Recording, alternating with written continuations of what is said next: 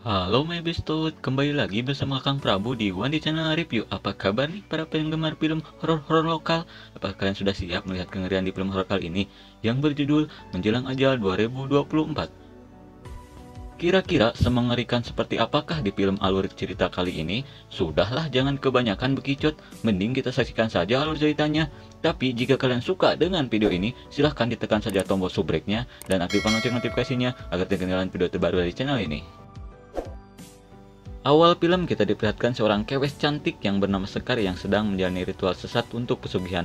Lalu si Mak Mage pun memperingatinya, tidak ada yang bisa mencabut pesugihan ini selain dia atau orang yang lebih tinggi ilmunya. Apakah ritual yang dia jalani akan berjalan lancar atau sebaliknya? Tenang saja pemirsa, karena film pun baru dimulai.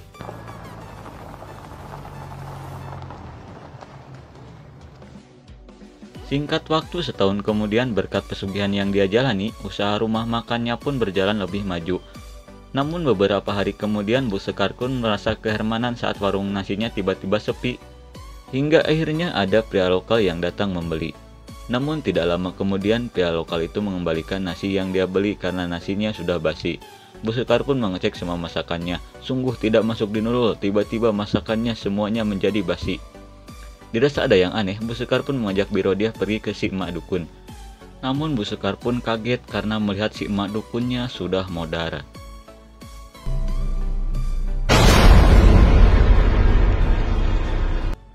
Dikarenakan si emak dukunnya sudah modar, dia pun memutuskan untuk pulang. Singkat waktu di tengah malam saat Bu Sekar sedang melor, tiba-tiba dia pun terbangun. Dia pun sangat ketakutan saat melihat sosok jurig yang muncul dari dalam lemari. Dan jurig itu langsung mencekik Bu Sekar sampai-sampai Bu Sekar pun hampir modar. Tapi untung saja yang dia alami itu hanya sebuah mimpi. Di keesokan harinya dia pun bertemu dengan pelanggannya yang menanyakan kenapa warung nasinya selalu tutup. Dirasa ada yang aneh, Bu Sekar pun memutuskan untuk pergi ke warung nasinya. Singkat waktu saat sudah sampai, dia pun terkaget-kaget saat melihat warung nasinya seperti bangunan yang terbengkalai, bak sarang jurig jarian. Pantas saja warung nasinya sepi pembeli. Lalu saat sudah di dalam, dia pun melihat warung nasinya dipenuhi jurig-jurig yang sedang baranghakan. Sontak saja dia pun sangat ketakutan dengan keanehan yang terjadi di warung nasinya. Dikarenakan banyak keanehan yang dia alami, Bu Sekar pun berniat pergi ke seorang dukun. Namun saat si dukun akan melakukan sesuatu, tiba-tiba Bu Sekar kerasukan jurig yang ada dalam tubuhnya. Jurig itu pun mengancam si dukun agar tidak ikut campur dengannya.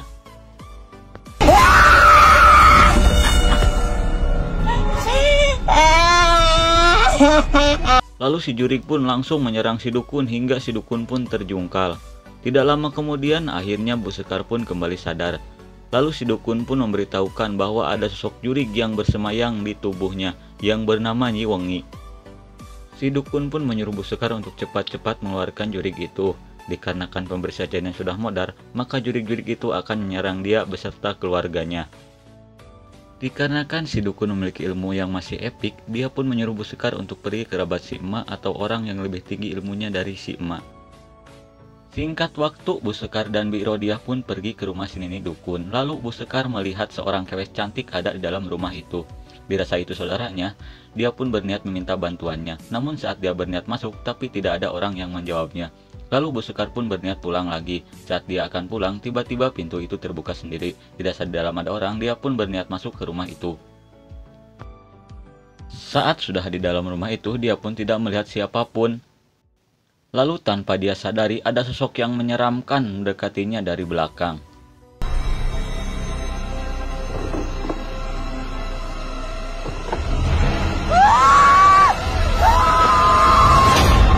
Apakah Bu Sekar akan baik-baik saja? Pura-pura tenyaho aja dulu. Singkat waktu di malam harinya Bu Sekar pun pulang, namun tidak seperti biasanya, bakalah main judol, dia pun pulang dengan tatapan kosong. Namun anak bungsu yang memiliki kemampuan IndiHome pun sangat ketakutan saat melihat sosok jurig yang mengikuti ibunya. Si bocil Dodi pun memberitahukan apa yang dia lihat ke kakak cantiknya, namun kakaknya tidak percaya dengan omongan si Dodi. Karena merasa khawatir, mereka pun mengecek ke ibunya. Betapa kagetnya si Ratna saat melihat ibunya mandi pakai air mendidih sampai-sampai kulitnya pun melepuh.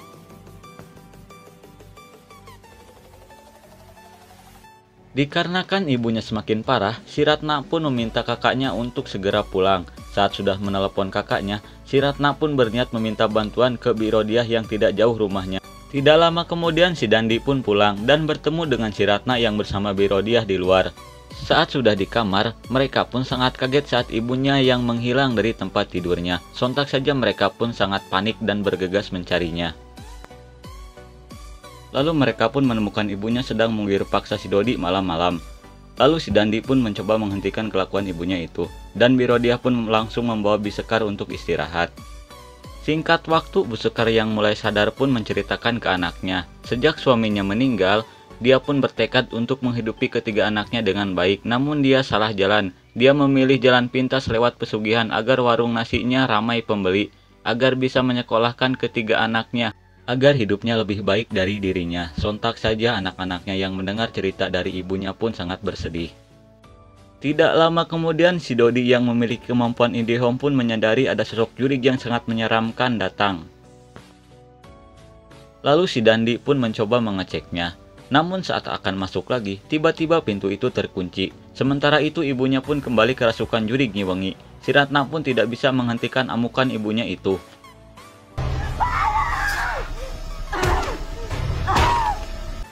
Bu Sekar yang kerasukan jurig pun dengan sengaja menciumkan tengkoraknya ke jendela hingga terluka.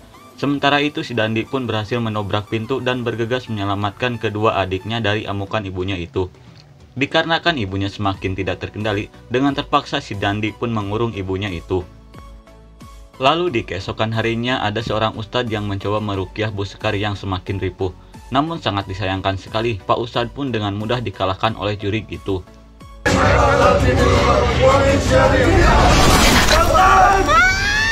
Sungguh naas sekali si Ustadz pun harus modar akibat mencium tanduk rusa.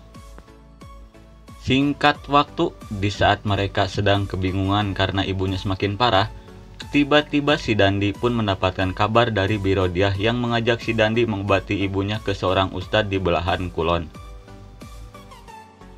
Lalu kita dialihkan ke Bi Rodiah yang berniat mantog. Namun dia pun sangat terkaget-kaget saat melihat sosok kewes yang ada di depannya.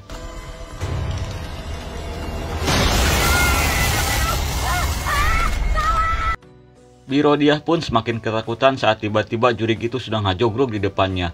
Bi Rodiah pun langsung lari terbirit-birit meninggalkan tempat itu. Lalu dia pun sampai ke rumahnya, dan ketakutannya pun mulai menghilang. Tapi tiba-tiba jurig itu sudah ngajogrog di depannya. Apakah Bi Rodiah akan baik-baik saja? Pura-pura gak tahu aja dulu. Lalu di keesokan harinya, kita diperlihatkan ke si Dandi yang sedang menunggu Bi Rodiah. Dirasa terlalu lama harus menunggu lagi, dia pun mengajak Mang Cecep pergi ke rumah Bi Rodiah. Tanpa berlama-lama lagi, mereka pun bergegas pergi. Namun saat sudah sampai, mereka pun sangat kaget saat Bi Rodiah sudah modar dengan mengenaskan. Tapi untungnya ada tetangganya yang menemukan sebuah alamat. Dirasa itu alamat si Ustadz, mereka pun bergegas pergi membawa ibunya ke rumah si Ustadz itu.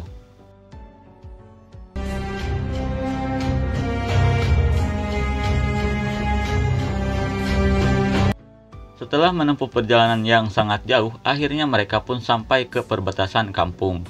Perjalanan mereka pun harus dilanjutkan dengan berjalan cokor sambil menggotong ibunya si Ratna.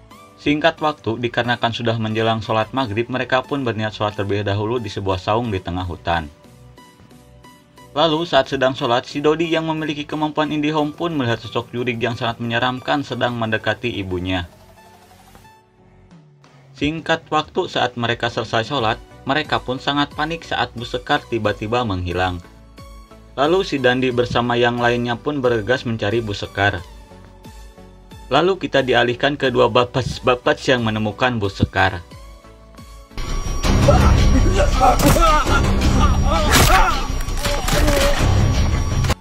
Namun sungguh naas sekali, salah satu dari mereka harus modar akibat keganasan Bu Sekar yang sudah dikendalikan jurig itu. Melihat temannya seperti itu, dia pun sangat ketakutan dan berusaha kabur dari tempat itu. Namun sangat disayangkan sekali, dia pun harus merasakan kelilipan ekstrim dan menyusul temannya ke alam barja. Tidak lama kemudian si Dandi dan Mang Cecep pun datang. Namun betapa kagetnya mereka saat melihat dua temannya sudah menjadi korban. Lalu tanpa si Dandi sadari, Mang Cecep pun ikut menjadi korban ibunya. Sontak saja si Dandi pun sangat sedih atas kejadian itu. Lalu kita dialihkan ke si Ratna dan si Dodi yang dikejar-kejar ibunya yang sudah dirasuki jurig. Namun sungguh apa sekali si bocil Dodi harus terjatuh. Untung saja si Dandi keburu datang dan langsung menyelamatkan si Dodi. Si Dandi pun hampir saja modar oleh ibunya, tapi untung saja Ustadz yang mereka tuju datang menyelamatkan mereka. Singkat waktu mereka pun sudah sampai di rumah Pak Ustadz. Agar Bu Sekar terbebas dari jurig itu, Pak Ustadz pun menyuruh si Dandi mengambilkan tanah dari kuburan si emak dukun dan membawa buah kelapa dari pohon yang berbuahnya cuma satu. Pak Ustadz pun memberikan air keramat untuk jaga-jaga bila ada jurig yang mengganggunya. Tanpa berlama-lama lagi, si Dandi pun bergegas pergi. Singkat cerita, si Dandi pun berhasil menemukan kuburan si emak dukun.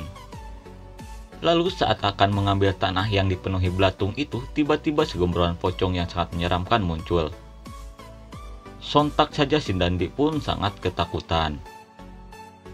Tapi untungnya dia ingat dengan air yang diberikan Pak Ustadz. Lalu dia pun langsung menyiramkan air itu ke kuburan si emak dukun. Dan seketika itu jurig-jurig pocong langsung menghilang.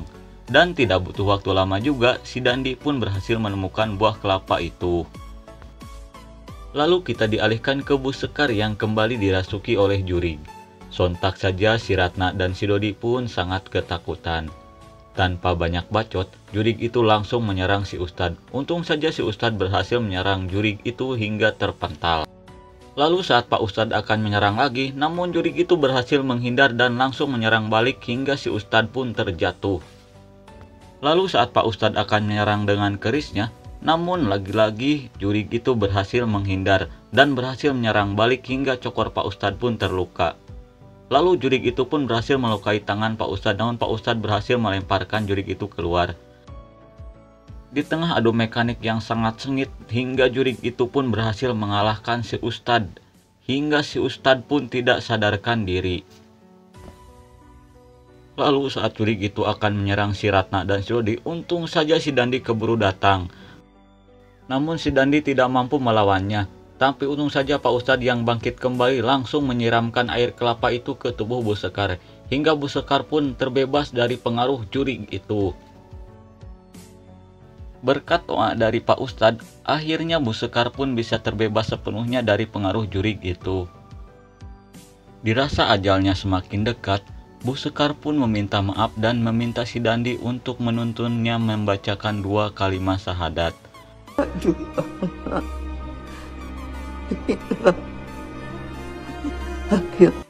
Setelah membacakan 2 kalimat syahadat, akhirnya Bu Sekar pun meninggal. Sontak saja anak-anaknya pun sangat bersedih atas kematiannya.